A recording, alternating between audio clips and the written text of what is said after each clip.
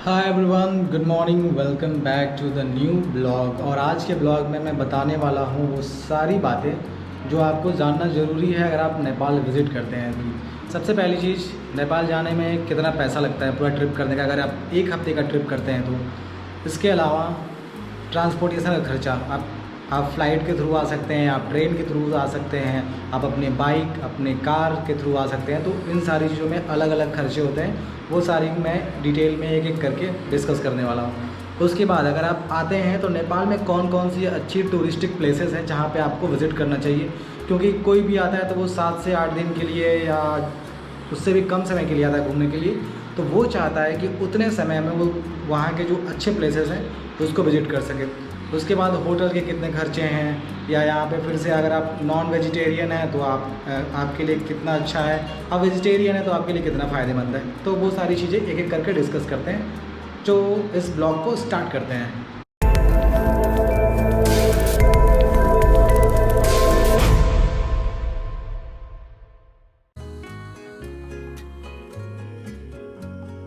अब बात करते हैं, अगर हम इंडिया से नेपाल जाते हैं तो कौन कौन से प्लेसेस है जहाँ से हम इंडिया से नेपाल में एंट्री कर सकते हैं। तो उत्तराखंड है, उत्तर प्रदेश है, बिहार है, वेस्ट बंगाल है, ये जितने भी स्टेट हैं यहाँ से हम एंट्री कर सकते हैं। उत्तर प्रदेश में आप गोरखपुर साइड से जा सकते हैं, बिहार में आपका रक्सौल है और उसके बाद जोगबनी है, वेस्ट बंगाल में दार्जिलिंग है और उत्तराखंड में चंपावत डिस्ट्रिक्ट है, वहाँ से हम लोग आराम से एंट्री कर सकते हैं।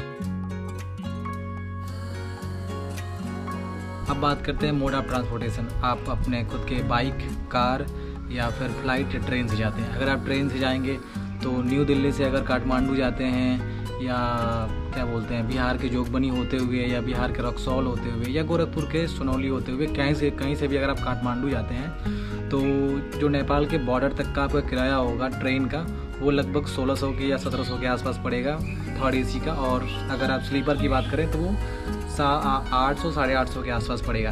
अगर फ़्लाइट की बात करें तो फ़्लाइट पड़ेगी न्यू दिल्ली से आपको 6 से 7 हज़ार की, और बॉम्बे से भी बात करें तो अप्रॉक्सीमेटली वही है ऊपर नीचे। और इसके अलावा अगर आप अपने खुद के बाइक या कार से जाते हैं तो क्या बोलते हैं आप जो टोटल डिस्टेंस है आपके यहाँ से उसके अकॉर्डिंग आप कैलकुलेट कर सकते हैं। जैसे कि मेरे यहाँ से लगभग 500 किलोमीटर पड़ता है, तो उसके हिसाब से देखा जाए कि अगर मैं अपनी बुलेट से जाता हूँ तो 1700 से 1800 रुपये केवल पेट्रोल का खर्च हो जाएगा।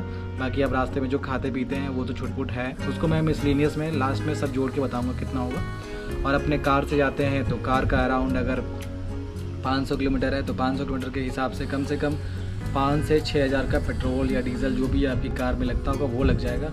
उसके अलावा जब आप बॉर्डर पे एंट्री करेंगे तो उस समय भंसार बनता है, तो मैंने बाइक का भंसार बनवाया है तो मुझे बाइक के बारे में पता है। और कार का अप्रॉक्सीमेटली उससे थोड़ा सा अधिक लगता है। तो बाइक का अगर भंसार आप 7 दिन के लिए बनवा रहे हैं तो आपका 700 से 800 रुपये लगेगा।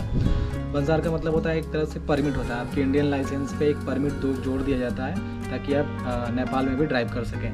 तो अगर आप एक दिन का बनवाते हैं तो एक दिन का इंडियन 100 रुपीज़ लगता है। तो अगर आप 7 दिन या 8 दिन जितना दिन का बनवाते हैं 8 दिन का बनवाएंगे तो 800 रुपये प्लस 100 रुपये अलग से वो लोग चार्ज लेते हैं। तो कुल मिला के मतलब 900 रुपये। अगर 8 दिन के लिए बनवाते हैं तो 900 रुपये 9 दिन के लिए, तो ऐसे करके होता है। और कार में थोड़ा सा उससे अधिक लगता है, एग्जैक्टली मुझे पता नहीं है बट उतना लगता है बस। आप बस से भी ट्रैवल कर सकते हैं, तो बस से ट्रैवल करने के लिए जो खर्च आता है वो लगभग 1000 से लेके लगभग 2-2.5 हज़ार जैसी बस होती है, लग्जरी बस होती है, तो उस बस के ऊपर डिपेंड करता है। तो उसका भी खर्चा नॉर्मली इतना आता है। तो ये आपके ऊपर डिपेंड करता है कि आप कैसे आना चाहते हैं। अगर मेरे अकॉर्डिंग देखा जाए, अगर आप मेरे जैसे ट्रैवलर हैं और अगर आप सस्ते में घूमना चाहते हैं तो मेरे अकॉर्डिंग आप ट्रेन पकड़िए। ट्रेन पकड़ के जहाँ भी आपको पहुँचना है वहाँ से पहुँचिए। उसके बाद अधिक से अधिक जो पब्लिक ट्रांसपोर्टेशन है नेपाल में जो चलती है उसको यूज़ करिए, तो आपको काफ़ी चीप पड़ेगा और आप अच्छे से मैक्सिमम प्लेसेस को एक्सप्लोर भी कर पाएंगे।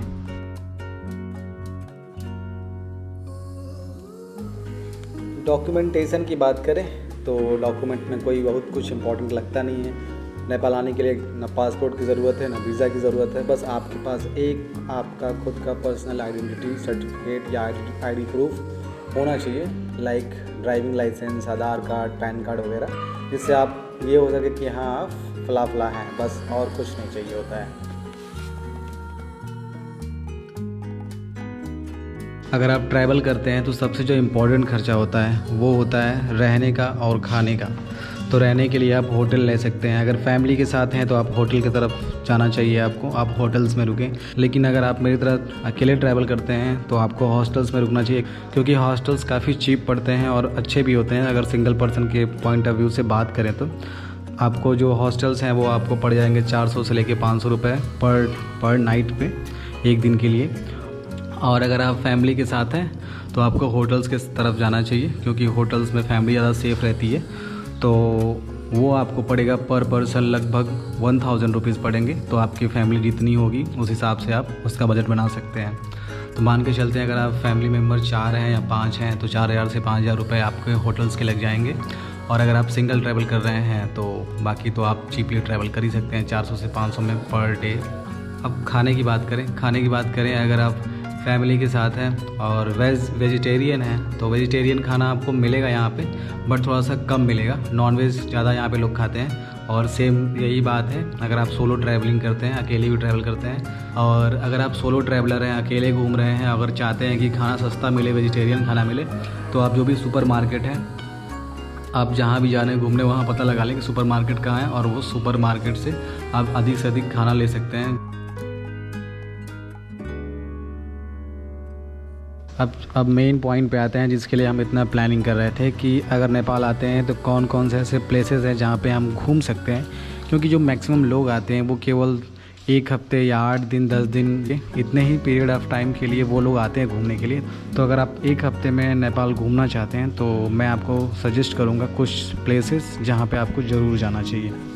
तो सबसे पहला है काठमांडू, जहाँ पे दरबार स्क्वायर है। इसके अलावा कई बुद्धिस्ट और कई हिंदू टेम्पल हैं, आप वहाँ घूम सकते हैं। फिर आप पोखरा जाके पेहवा लेक है वहाँ घूम सकते हैं। पोखरा के जो आसपास के एरियाज़ हैं उसको एक्सप्लोर कर सकते हैं। उसके बाद चितवन नेशनल पार्क घूम सकते हैं। फिर नागरकोट जा सकते हैं। अन्नपूर्णा जो कि हिमालय रेंज से सटा हुआ इलाका है, वहाँ पे जाके आप वहाँ की एक्सपीरियंस ले सकते हैं। उसके बाद सागर माथा जो नेशनल पार्क है वहाँ जा सकते हैं। इलाम जा सकते हैं। इलाम जाके आप जो भी वहाँ के चाय की बागानें हैं, क्योंकि इलाम के बाद फिर से इंडिया शुरू हो जाता है, दार्जिलिंग वगैरह, तो इलाम से चाय की जो बागानें वगैरह हैं वो सब घूम सकते हैं। तो अगर मेरे अकॉर्डिंग देखा जाए तो आप काठमांडू से आइए, काठमांडू से पोखरा होते हुए फिर पूरा नेपाल के बीचों बीच घूमते हुए इलाम से आप इंडिया दार्जिलिंग साइड निकल सकते हैं और वहाँ से आप जा सकते हैं ऐसे। और बाकी आपके ऊपर है कि आप कैसे अपनी ट्रिप प्लान करते हैं। अब टोटल खर्चे की बात कर लेते हैं।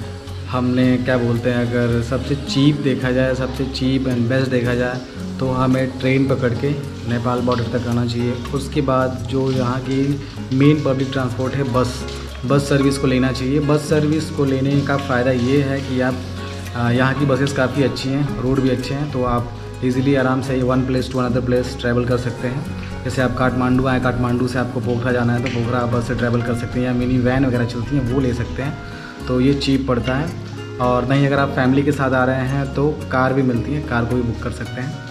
तो मैं सबसे चीपेस्ट पे बता रहा हूँ। तो आप ट्रेन से आएँ, ट्रेन से आने के बाद बस से ट्रैवल करें। उसके बाद जो भी प्लेसेस हैं, मैक्सिमम प्लेसेस को एक्सप्लोर करें। और जब खाना हो तो आप जो फूड है वो सुपर मार्केट से परचेज़ करें। सुपर मार्केट ना हो तो आप जो छोटे ढाबे या रेस्टोरेंट हैं वहाँ से खाएं, तो आपको चीप एंड बेस्ट खाना मिल जाता है।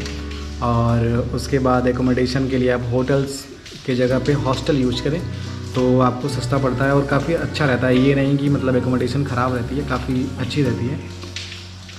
और इसके अलावा फिर जो भी टूरिस्टिक प्लेसेस हैं वहाँ पे आप जाते हैं तो कुछ प्लेसेस ऐसे हैं जहाँ पे टिकट वगैरह भी लगता है, तो उसके लिए भी आपको मान के चलिए कि अगर आप पूरा क्या बोलते हैं 6-7 प्लेसेस जो मैंने बताया अगर वहाँ पे घूमते हैं तो अराउंड मान के चलिए कि पर पर्सन लगभग 2 से 2500 रुपये आपका लग जाना है केवल टिकट वगैरह में। तो ये सारे खर्चे हैं। और मतलब अगर आप अकेले पर्सन हैं और अच्छे से नेपाल घूमना चाहते हैं चीप एंड बेस्ट वे में, तो अप्रॉक्सीमेटली कम से कम आपके पास 16,000 to 17,000 इंडियन रुपीज़ होना चाहिए, तो आप आराम से इसको घूम सकते हैं।